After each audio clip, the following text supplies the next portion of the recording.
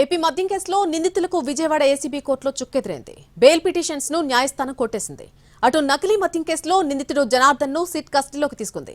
తన్ను నకిలీ లిక్కర్ కేసులో ఇరికించాలని చూస్తున్నారంటూ జోగి రమేష్ డీజీపీకి ఫిర్యాదు చేశారు.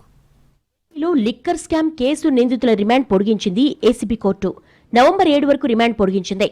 మొత్తం 7 నిందితులు A1 రాస్ Kesireddy, A6 Sajjala Sridhar Reddy, A8 Chanakya, A34 Venkatesh Naidu, A36 Naveen Krishna, A37 Balaji Yadav, A38 Chevireddy Bhaskar Reddy remand నేటితో ముగిసింది.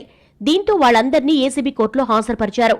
లిక్కర్ కేసు నిందితులకు వ్యతిరేకంగా స్పష్టమైన ఆధారాలున్నాయని, తదుపరి దర్యాప్తులో మరిన్ని సాక్ష్యాలు బయటకొస్తాయని, వాళ్లకు బెయిల్ ఇవ్వొద్దని సిట్ తరపున సీనియర్ న్యాయవాది సిద్ధార్థ లుద్రా వాదించారు. లిక్కర్ కేసులో ఇప్పటికే 4 బెయిల్ మంజూరైంది. వీళ్ల బెయిల్ రద్దు చేయాలంటూ హైకోర్టును ఆశ్రయించింది రాష్ట్ర ప్రభుత్వం. నకిలీ మద్యం కేసు నిందితుడు జనార్దన్ రావును కస్టడీలోకి తీసుకున్నారు సిట్ అధికారులు. ఈ నెల 30 వరకు జనార్దన్ ను ప్రశ్నించనున్నారు. నెల్లూరు జిల్లా జైలు నుంచి జనార్దన్ ను విజయవాడకు తీసుకెళ్లారు.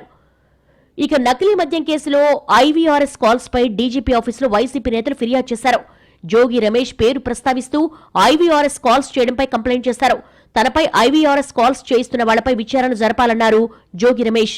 నకిలీ మద్యం కేసును తనకు అంటగట్టాలని ప్రయత్నిస్తున్నారని మండిపడ్డారు. నార్కో అనాలిసిస్ టెస్టు కూడా తాను సిద్ధమేనన్నారు.